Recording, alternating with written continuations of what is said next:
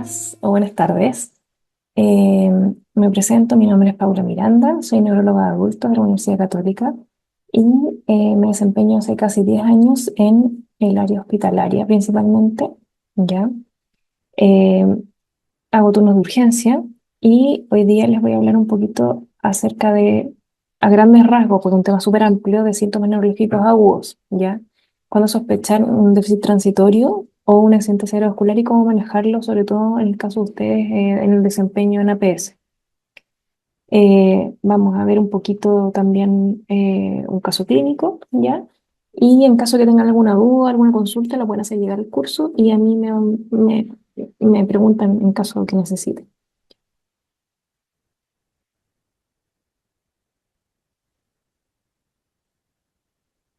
Vamos a partir un poquito viendo un poquito acerca de la temporalidad y qué significa un síntoma neurológico agudo. En la neurología, sobre todo, en varias ramas de la medicina en realidad, pero en neurología es súper importante la anamnesis, ¿ya? Cómo se inició estos síntomas, cómo partieron. Y muy importante la historia clínica de la evolución, además del inicio de los síntomas, ¿ya? En el caso de acá tenemos un síntoma que inicia en forma aguda, que está en rojo. Este síntoma puede ir pasando en el curso de días o semanas o mantenerse a lo largo del tiempo, ¿ya? Agudo, nosotros le llamamos de segundos a minutos, el inicio agudo. Después tenemos otros síntomas que están en azul, que son síntomas subagudos, que ya vamos a ver un cuadrito después cómo lo podemos clasificar de acuerdo a la etiología. Y el inicio crónico que puede ser incluso en semanas, meses o años, que sobre todo en enfermedades que son proliferativas lentas, cánceres, etcétera, ¿ya? En el caso de los síntomas agudos que están en rojo, estos los que podemos tener, a diferencia del cuadro anterior, que tenemos de inicio agudo que se mantienen en el tiempo, tenemos algunos de inicio agudo que son transitorios o paroxísticos, que vienen en segundos o minutos y ceden. Después vuelven a aparecer y pueden ceder el mismo síntoma, ¿ya?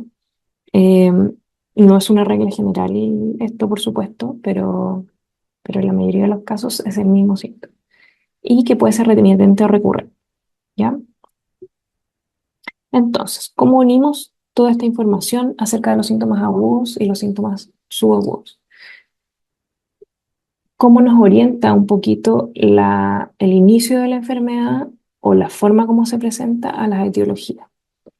Tenemos que en el caso de los síntomas agudos o que se inician de forma súbita y su déficit, en el caso que sea eh, la neurología en el déficit focal, tenemos como principal causa las causas vasculares, ¿ya? Que es un poquito de lo que vamos a andar un poquito después. Y epiléptico o migrañoso, como diagnóstico diferencial, ¿ya? Otras causas agudas o súbitas, tenemos las causas mecánicas, traumáticas o alteración de la presión intracraniana, pero eso produce síntomas más difusos, ¿ya? Como por ejemplo, una hemorragia subaracnoidea, que hay un gran sangrado dentro del cerebro, en el espacio subaracnoideo, y eso produce una alteración difusa de conciencia, produce, produce convulsiones, ¿ya? Y eso es agudo súbito, pero es difuso, ¿ya? Y produce alteración de la presión intracraniana y produce hidrocefalia. Y también obviamente están las causas tóxicas o metabólicas como diagnóstico diferencial de todos estos cuadros. En el caso de subagudo, habitualmente lo vascular no se presenta en forma subaguda. Lo más probable es que esto estemos frente a una enfermedad de causa inflamatoria, infecciosa o inmunológica, ¿ya? Y ya las más crónicas, como les contaba, causas compresivas, infiltrativas, neoplásicas, no neoplásicas, y ya con síntomas más difusos, degenerativos o hereditarios.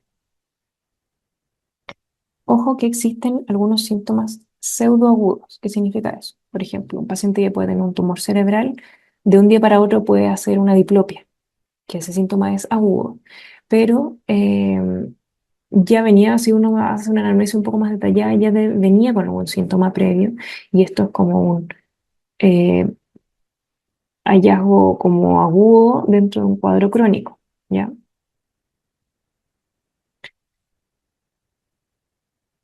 Es tan importante este tema del accidente vascular, ¿por qué? Porque En Chile, 1 de cada 4 personas sufrieron un accidente cerebrovascular en su vida, ya con una incidencia más o menos de 100 casos por 100.000 habitantes. En el caso del accidente cerebrovascular, la causa más probable siempre es el infarto cerebral, con un 70% aproximadamente en toda la serie. Hematoma cerebral un 20 o un 25% y hemorragia subaracnoidea un 5 o un 10%. Y produce muerte o discapacidad a 12 meses alrededor del 60%. ¿Ya? Por eso es tan importante el manejo de estos pacientes desde la etapa aguda. En Chile, ¿cuál es el problema? Primera o segunda causa de mortalidad dependiendo del año en que se publique. En 2013 murió 1 persona por cada hora por accidente cerebrovascular en Chile, ¿ya? Y un estudio que demostró que en 2017 habían 8.292 casos de accidente cerebrovascular, de los cuales el 9,1% fue como causa de todas las muertes en Chile. Entonces, ¿cuándo sospechamos? ¿Cuál es la clínica habitual de un accidente cerebrovascular? Vamos a ver un poquito después de algunas de estos diferenciales o cosas que nos pueden hacer confundir, pero cuál es lo como primordial de que nosotros frente a estos síntomas tenemos que sospechar un accidente cerebrovascular. Un déficit neurológico que sea focal, que eso significa que existe una falta de una o de más funciones cerebrales, que es de inicio súbito, ¿ya? Eso es súper importante. Habitualmente de un lado del cuerpo, ¿ya? Puede ser debilidad o adormecimiento de un lado de la cara, ¿ya? Que esto es paresia o hipoestesia de un brazo o de todo el lado del cuerpo, ¿ya? Voz traposa, que significa disartria, que es la dificultad para articular la palabra, dificultad para hablar o para entender, ¿ya? Que es el contenido del lenguaje y es la fase, dificultad para percibir un lado del campo visual, que puede ser hemianopsia si es todo el hemicampo o una cuadrantanopsia si es un cuadrado arriba o abajo. Desequilibrio dado por vértigo central o síndrome cerebelos, ¿ya? Es importante que después vamos a andar también un poquito en eso, en que la cefalea no es un síntoma que nos haga sospechar un accidente cerebrovascular. La cefalea se presenta solo como en un 20% de los accidentes cerebrovasculares como síntoma y principalmente ocurre en las hemorragias, ya no en los isquémicos. Después vamos a ver un poquito en qué situaciones isquémicas puede dar cefalea.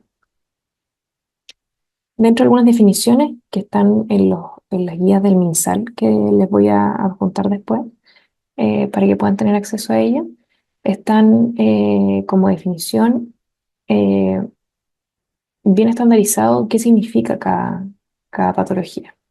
Y tenemos el caso de ACV isquémico agudo reciente, que son síntomas y signos que se desarrollan rápidamente, de forma súbita, la mayoría de las veces de carácter focal, pero que también pueden tener una pérdida global de función cerebral, sin otra causa aparente que no sea un origen vascular por oclusión de arteria. No reciente es más de 14 días. Un déficit neurológico transitorio, TIA, por su sigla en inglés, agudo o reciente, son síntomas o signos focales que se desarrollan rápidamente de carácter transitorio. Es muy importante eso. Y transitorio se refiere a unos pocos minutos habitualmente. En las definiciones clásicas dice menos de 24 horas, pero habitualmente lo que vemos en la práctica es minutos, 1 hora, ¿ya?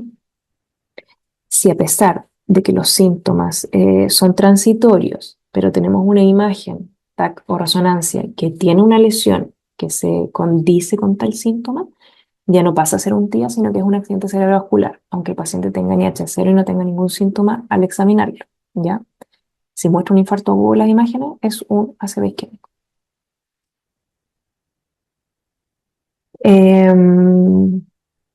Sospecha de accidente cerebrovascular, persona con un déficit neurológico focal de inicio súbito, con un puntaje de escala Cincinnati mayor o igual a 1, u otra focalidad, por ejemplo, vértigo, ataxia, afasia, menopsia o hemipoestesia. Terapia de reperfusión cerebral son métodos farmacológicos o mecánicos aplicables a pacientes con un ACV isquémico dentro de la ventana terapéutica. Esto incluye la trombolisis endovenosa y la trombectomía mecánica o combinación de ambos procedimientos. En el caso de mi servicio de salud, que es el Metropolitano Suroriente, los hospitales de la Florida y el Padre Hurtado realizan trombolisina endovenosa en caso que el paciente requiera, porque está en ventana de trombectomía mecánica, tiene un vaso proximal tapado y cumple todos los requisitos y no tiene contraindicación. Un paciente que se envía al Hospital Sotero del Río, donde está centralizado el tratamiento endovascular de los accidentes cerebrovasculares, ¿ya? El resto de las definiciones van a ir en el manual del MinSal que les voy a adjuntar.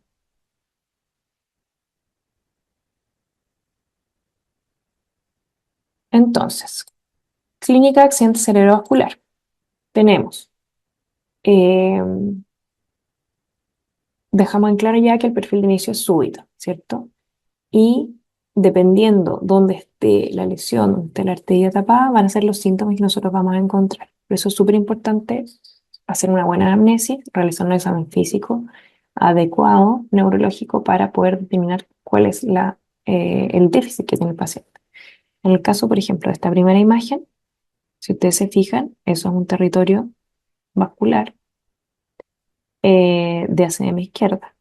Entonces el paciente va a tener afasia, va a tener mirada preferente izquierda, va a tener una hemiparesia derecha y una hemiparesia derecha, contralateral, ¿cierto? En el otro caso, en la ACM derecha, va a tener mirada preferente a la derecha, hemianopsia izquierda, hemiparesia y agnosia. En el caso de una trombosis de la basilar, por ejemplo, vamos a tener un síndrome de enclaustramiento, que eso sí tiene compromiso de conciencia. Eso vamos a hablar un poquito después acerca del compromiso de conciencia y del accidente cerebrovascular. Y en el caso de la última imagen, una lesión peduncular que va a presentar sobre todo vértigo. Entonces, ¿qué tenemos como imitadores frecuentes, como diagnósticos diferenciales del accidente vascular? Una crisis epiléptica. Las crisis epilépticas habitualmente son agudas, igual que las de accidente cerebrovascular, presentan compromiso de conciencia y si no presentan compromiso de conciencia, se cataloga como una crisis focal. Las crisis focales habitualmente son con síntomas positivos. Eso significa que va a tener un trastorno de movimiento, va a tener, en vez de hipoestesia, va a tener parestesia o sensación de hormigueo o paresia, pero con que sea más fluctuante, etcétera, y que habitualmente puede post-crisis epiléptica un paciente de tener un déficit neurológico que va en regresión.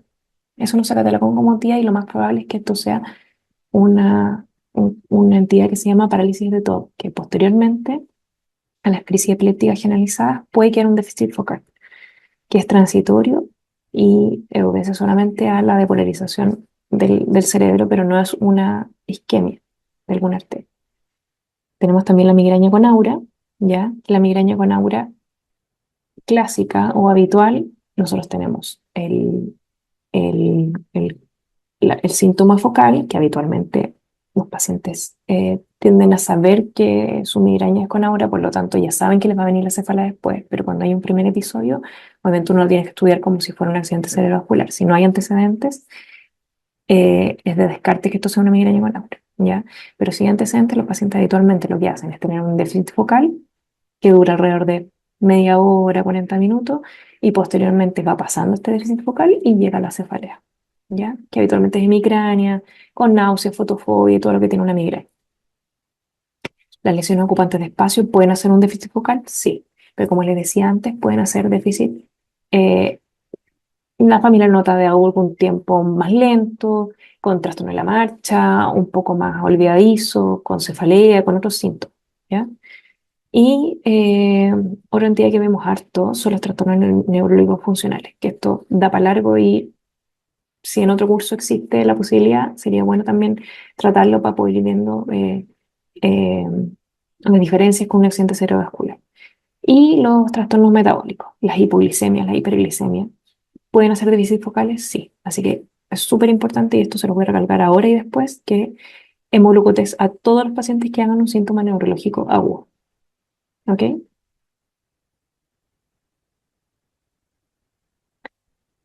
Em, entonces, dentro de la clínica les voy a mostrar tres dibujos, o sea, tres, claro, dibujos de imágenes que con la misma lesión de distinto tamaño el paciente puede tener distinta clínica. Por ejemplo, en el caso del accidente cerebral hemorrágico, además de los síntomas clásicos como focales, como les contaba recién, se agregan síntomas como náuseas, vómitos, cefalea en un alto porcentaje de los casos, hipertensión, compromiso de conciencia o convulsiones, ¿ya? Las convulsiones son muy frecuentes en los accidentes cerebrovasculares agudos, no así en los hemorrágicos, ¿ya? Por ejemplo, aquí tenemos un paciente con una lesión, ¿cierto? Ganglios basales, que la clínica en este caso va a ser hemiparesia, ¿cierto? Pero si esta lesión crece un poco más, continúa sangrando, vamos a tener otros síntomas asociados. Vamos a tener, eh, ya que va a haber desplazamiento en línea media, ¿ya? Vamos a tener cefalea, vómitos, una hemiparesia un poco mayor y también compromiso de conciencia. Y si esta lesión sigue sangrando, además va a presentar vaciamiento ventricular, ¿ya? Al presentar vaciamiento ventricular, además de cefalea, va a darle compromiso de conciencia, ¿ya? Incluso llegando al coma.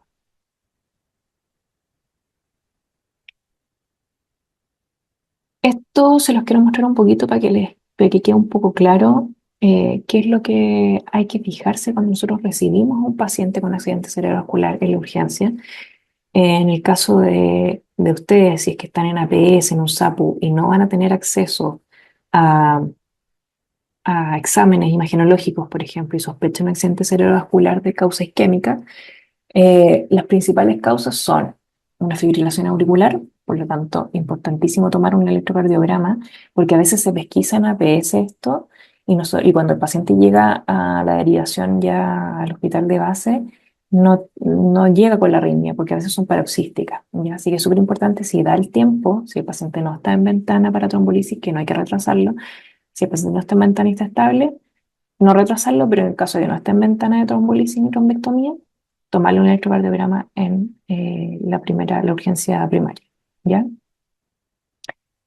Otra de las causas también son estenosis de vasos más grande, ¿ya? Tanto carótida como de ACM más proximal o ya en el ostium de las arterias penetrantes, que eso produce más infartos lacunares.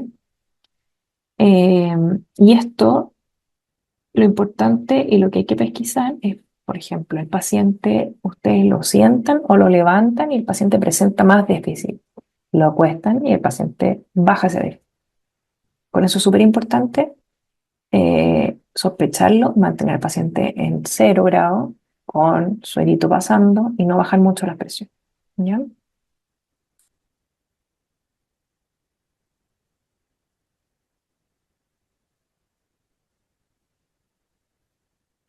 Tenemos también algunos síntomas que se presentan en algunos accidentes cerebrovasculares, pero son no localizatorios o son falsamente localizatorios. Por ejemplo, la disartria se puede presentar tanto en pacientes que ya han presentado accidentes cerebrovasculares previamente, como también los que eh,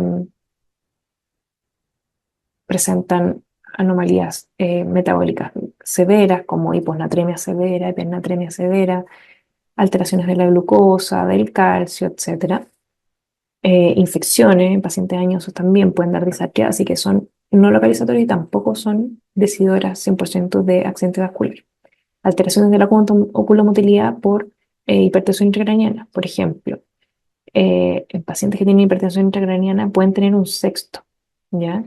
Un sexto par, que eso significa que el recto lateral no está funcionando bien. Y eso no es por el núcleo del sexto que está en el tronco, sino que es por compresión probablemente o por la hipertensión intracraniana que afecta al trayecto del nervio, ¿ya? Parálisis diafragmática por compresión del tronco y signos medulares que son raros, así que eso lo vamos a pasar. No son sugerentes de accidentes cerebrovascular isquémico, la cefalea como le había dicho recién. La siguiente diapositiva vamos a hablar un poquito de eso. Déficit fluctuante que no sea estereotipado, ¿ya? Y que no tenga que ver con cambios posturales como les hablé recién. Si un déficit fluctuante que viene y va en formas rápidas o este es de causa, por ejemplo, con clonía o con crisis o en pacientes que tienen más características funcionales que esto esté asociado a llanto o a cosas más impersistentes, no es tan sugerente de ácido isquémico, ¿ya? En caso de que estos déficits fluctuantes sean estereotipados, dado como por una, una alteración en el ostium del vaso pequeño, va a tener clínica como de accidente vascular de tipo lacunar, ¿ya? Y eso sí, sí puede ser que se está tapando de a poquito un vaso pequeño. Y eso es como un TIA recurrente. Compromiso con conciencia aislado que no está asociado a ningún signo focal neurológico, tampoco es sugerente de ACV isquémico. Entonces, si tenemos cefalea y tenemos un déficit neurológico, ¿qué tenemos que pensar? Si es un paciente joven que tuvo cefalea los días previos, tiene antecedentes de haber ido a la quiropraxia, de haber tenido un accidente automovilístico, por ejemplo, y tuvo un latigazo, y posteriormente presenta un déficit, pensar que no sea una disección arterial, ¿ya? La cefalea habitualmente es como más hemicránea, mucho más en el cuello, no es solo cráneo y no está asociado al déficit al mismo momento. Habitualmente viene antes la cefalea y después el déficit. Trombosis venosa cerebral, mucho más frecuente en personas jóvenes, que tiene una cefalea bien persistente que empieza a aumentar, incrementándose con los días y presentar algún déficit neurológico focal. El caso de la hemorragia, como les había hablado, un poco más frecuente la cefalea, y el caso de la parálisis facial periférica, que vamos a hablar un poquito de eso porque es bien frecuente que se derive como sospecha de accidente cerebrovascular. Y la parálisis facial periférica tiene un cuadro típico, que lo vamos a hablar un poquito después. Esto se los voy a dejar para que lo puedan revisar con calma. La escala Cincinnati, muy usada por enfermería, muy usada en APS para predecir la posibilidad de tener un accidente cerebrovascular. Em, por eso le quiero hacer hincapié a lo de la paresis facial, porque si ustedes se fijan, si hay una simetría facial ya es un punto y un punto de 3 ya tiene un 72% de probabilidad, ¿ya? Si tienen duda, deriven. Pero si les queda muy claro que esto es una parálisis facial periférica, el cuadro clínico es súper clásico y es súper decidor y em, se caracteriza por una cefalea de la zona mastoidea, que habitualmente la gente siente que le duele la cabeza y dice, me duele mucho, y ustedes dicen, ya, pero muéstrame en qué zona exactamente le duele, y muestran muy, muy frecuentemente detrás de la oreja, como la parte del hueso, muy, muy pesado, un poquito irradiado, con esa sensación inicial de una parestesia, una sensación como de acartonada la cara, no claramente hipoestesia, sino que una sensación como de cara extraña. Y luego, a veces despiertan, se miran al espejo, cerran los dientes y se dan cuenta que tienen parálisis facial de toda la hemicara, ¿ya? Y además, si uno le pregunta dirigido, o algunos pacientes lo dicen en forma espontánea, tienen digeusia, eso significa que el sabor en la hemilengua lo van a sentir extraño, el sabor dulce, el sabor amargo, y que te presentan alergia acusia. Significa que por este lado ellos sienten muy, muy fuerte los ruidos o les molestan o se acoplan, y eso se debe a la inervación del facial hacia el tímpano. Em, Ojo que no hay tosis. Les voy a mostrar una foto después para que veamos la diferencia. Sí hay una dificultad para el cierre palpebral, ¿ya? Por eso se produce sequedad del ojo, se puede producir úlceras corneales, etc. Existen distintos factores de riesgo, ¿ya? Embarazo, inmunosupresión, diabetes, etc. Y hay algunos tratamientos específicos que no es motivo de la clase ahora, pero es súper importante que esto lo tengan súper claro, porque es bien frecuente la patología y es bien benigna. Entonces, no es necesario correr ni derivar con urgencia y porque no sea en gente joven, ¿ya? En caso de ser recurrente o estar asociado o a otro par craneano, derivar. Súper importante. Ya, entonces aquí tenemos una parálisis facial periférica, tenemos la paciente normal al lado derecho y la misma paciente con la parálisis facial periférica. Si ustedes se fijan, el lado parético es al lado parético. ¿Será este o será este?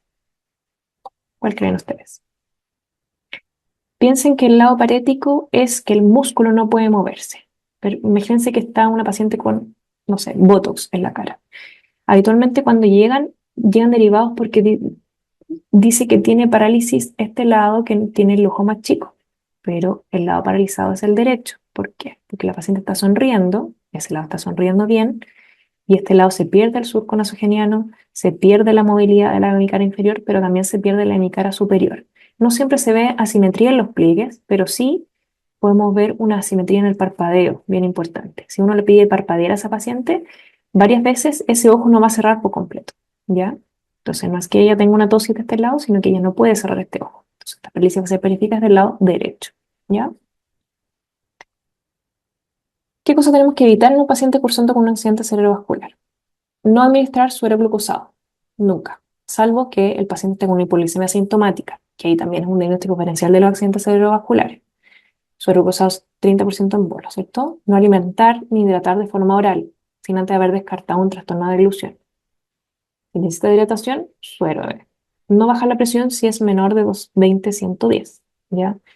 Como no tenemos imágenes, no sabemos si esto es isquémico, si es hemorrágico, pero por seguridad mejor no bajar. Si el paciente llega con 250, 150, por supuesto, hay que pasarle un bolo de labetalol o lo que tengan.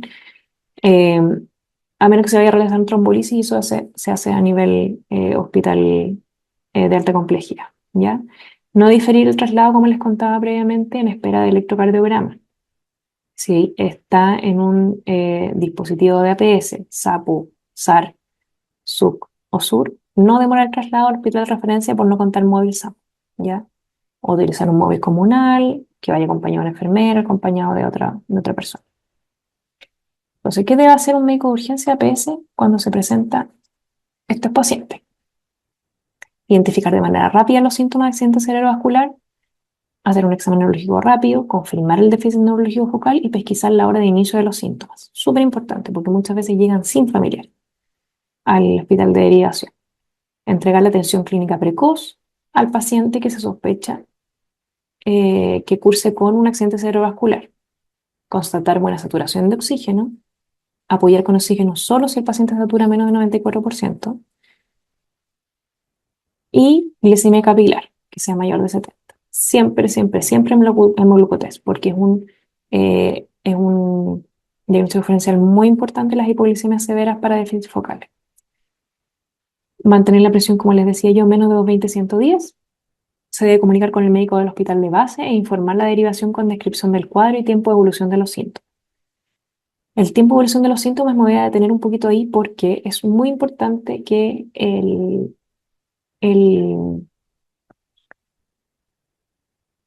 el acompañante o el familiar que está con el paciente nos diga cuál fue la última vez que fue visto bien, porque muchas veces los familiares encuentran no sé, al paciente botado en su casa, por ejemplo, y esa es la hora que dan de inicio.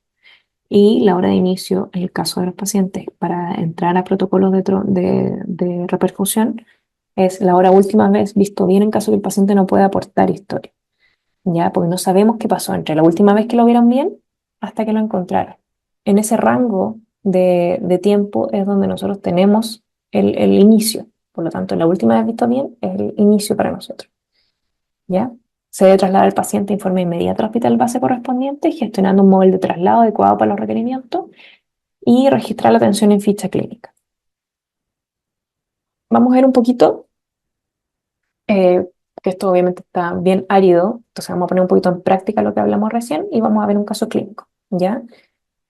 El paciente llega con la siguiente molestia. Siento el lado izquierdo dormido, ¿ya? Este es un hombre de 65 años con antecedentes de hipertensión arterial, diabetes mellitus 2 no insulino requerente, con daño al órgano blanco, ya tenía un poquito de falla renal y tabaquismo crónico. Hace 2 días presentó sensación de adormecimiento y falta de fuerza de la cara, del brazo y la pierna izquierda, más alteración del habla. Ahí nosotros tenemos que acotar un poquito más esa anamnesis y preguntarle cómo fue esto. Si la hipoestesia se fue sumando durante el día, si esto fue súbito, si fue primero la cara, después el brazo, después la pierna, y la alteración del habla, ¿a qué se refiere? Se refiere a que le cuesta expresar el lenguaje, no encuentra las palabras o no le entienden cuando la habla, ¿ya? Para poder diferenciar disartria con afasia. No tuvo a la historia sin otros síntomas neurológicos. eh, Sensación de palpitaciones el día previo, sin historia de migraña con aura ni de cefalea. Esto es muy importante preguntarlo como diagnóstico diferencial. Recuerdan que habíamos visto que dentro de los diagnósticos diferenciales estaban las cefaleas con aura y estaban también las crisis. Por lo tanto, también preguntamos si tuvo movimientos anormales o tiene antecedente de epilepsia. ¿Ya? Entonces, ingresó por persistencia de los síntomas porque ya lleva 2 días así, cuando partió agudo y se mantuvo. ¿Ya? Entonces, como diagnóstico sindromático, tenemos un déficit neurológico que fue de inicio súbito, en que se mantiene, que es un probable accidente cerebrovascular, porque además el paciente presenta algunos factores de riesgo clásicos, ¿cierto? Entonces, volvemos a nuestro cuadrito, súper importante, para poder orientarnos en cuanto al tiempo de evolución. Tenemos que es agudo, ¿cierto? Partió hace 2 días en forma súbita y tiene un déficit focal. Por lo tanto, lo más probable es que sea vascular y como diferencial, epiléptico o migrañoso. El paciente no tenía cefalea, no había tenido movimientos anormales, así que se hace mucho menos probable. Entonces, ahora vamos a examinar al paciente y el examen neurológico está vigil, está orientado en tiempo-espacio, no tiene afasia, no tiene disartria, obedece órdenes sin dificultad, eh, tiene en pares craneanos la única alteración es lo que está en negrito, tiene una muy leve paresia facial central izquierda y tiene una hipoestesia perioral izquierda, muy leve perioral acá. Tiene una pequeña caída de la comisura labial. Pares vulvares sin alteración. Em, Esto que se describe acá, disminución de la huesa visual de lo izquierdo, no lo distingue movimiento, refiere que antiguo en plan de fotocoagulación, también daño de órgano blanco, como habíamos dicho previamente. Muy mínima paresia braquial izquierda, que no puntúa. Que no puntúa significa esta es una escala que usamos los neurólogos para incluir, para, en fondo en agudo, los pacientes que vamos a reperfundir o no, eh, que hace una puntuación, no es el motivo de la clase actualmente, pero hace una puntuación bien detallada, como Cincinnati un poquito más compleja, acerca del déficit. Nosotros podemos ir viendo si esto varía en el tiempo, podemos con esto también incluir en algunos protocolos de reperfusión, etcétera. Tenía Babinski izquierdo, que es un plantar extensor, fuerza conservada en el cuerpo derecho y en ese lado un plantar flexor. Una hipoestesia residual en los dedos de la mano izquierda sin extinción y sin alteración de las fuerzas de los. ¿Ya? Entonces, ¿cómo abordamos a este paciente? ¿Ya? Vemos que en la historia tiene 2 vías afectadas, ¿cierto? La vía sensitiva y la vía motora. Entonces, al examinar de forma dirigida nosotros al paciente, nos va a hacer buscar también y sospechar dónde está la localización de la lesión y ver si esto es concordante con una sola lesión con un cuadro clínico, ¿ya? En el caso del paciente tiene la cara, el brazo y la pierna afectada a la historia clínica. Por lo tanto, primero, si ya determinamos que esto es de causa neurológica, vamos a determinar si esto es periférico o es central. En el caso del paciente que tiene afectada la cara, el brazo y la pierna, lo más probable es que esto sea central, ¿cierto? Y si ya tiene la cara afectada desde arriba, lo más probable es que esto no sea medular, sino que sea de sistema nervioso central intracraneano, ¿ya? Así que aquí tenemos la corteza sensitiva y la corteza motora, ¿ya? Para tener una afectación de la pierna, de la cara, tendría que ser una lesión bastante extensa en la corteza, ¿cierto? El paciente lograba dar sus síntomas bien, estaba vigil, no tenía alguna otra alteración de conciencia, etcétera. Por lo tanto, para que tenga esta mínima paresia y mínima hipoestesia tan simétrica en ambos lados, lo más probable es que esto sea donde las fibras se están uniendo un poquito más, ¿cierto? Entonces, tenemos que buscar dónde se ubica la lesión. Como les decía yo, acá las fibras están mucho más distribuidas, van en el dibujito juntándose, y acá cuando ya están juntas, nosotros vemos que lo más probable es que esté más situado más acá abajo, más que en la corteza, ¿cierto? Ya que cuando es cortical es una paresia más disarmónica, significa que puede tener eh, en un brazo una parecia, un M2, por ejemplo, casi no poder contra gravedad, y en la pierna tener fuerza normal, ¿ya? Y eso uno habitualmente lo puede localizar un poquito más cortical, ¿ya? Y las lesiones subcorticales, que son desde aquí hasta el tronco, las fibras van mucho más juntas, por lo tanto la parecia es mucho más armónica, ¿ya? Y aquí les voy a dejar un cuadrito para que lo revisen después, los principales síntomas y los signos de los síndromes piramidales o de la motoneurona superior y de la motoneurona inferior, ¿ya? Que la superior está pintada aquí en naranjito y la inferior está pintada en azul, ¿ya? Y obviamente recordar los síndromes lacunares, que son los clásicos síndromes lacunares, que habitualmente son sensitivos motores, ¿ya? Entonces, el paciente fue derivado, se realizó la imagen, este es un paciente real y la historia es 100% verídica de cómo fueron los síntomas. Tenemos esta imagen, que es un escáner de cerebro, tenemos la imagen axial y la imagen coronal, ¿cierto? Y lo que vemos alterado siempre, nosotros tenemos que comparar un lado con el otro. Y aquí uno ve alterado, aquí, ¿cierto? La zona anterior del tálamo, esta hipodensidad que se ve más o menos reciente, se ve menos denso que el parénquima, no se ve con sangre, la sangre se ve parecido a como se ve esto, más denso, ¿ya? Y lo que tenemos en nuestro paciente es una, parece armónica entonces, sensitivo motora, y que es muy concordante con esta lesión, ¿ya? Eso, ¿ya? En el tiempo es un tema súper amplio, les podría hablar unas 10 clases con respecto a los síntomas neurológicos agudos y cómo sospechar y cómo derivar a los pacientes, pero en un resumen muy acotado tenemos esta presentación.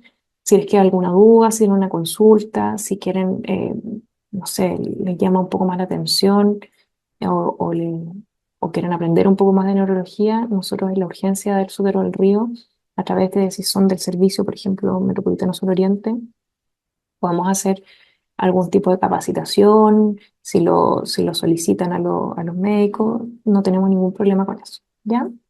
Así que un gusto, ojalá les sirva este mini resumen de las patologías agudas neurológicas y cualquier duda no duden en consultarme.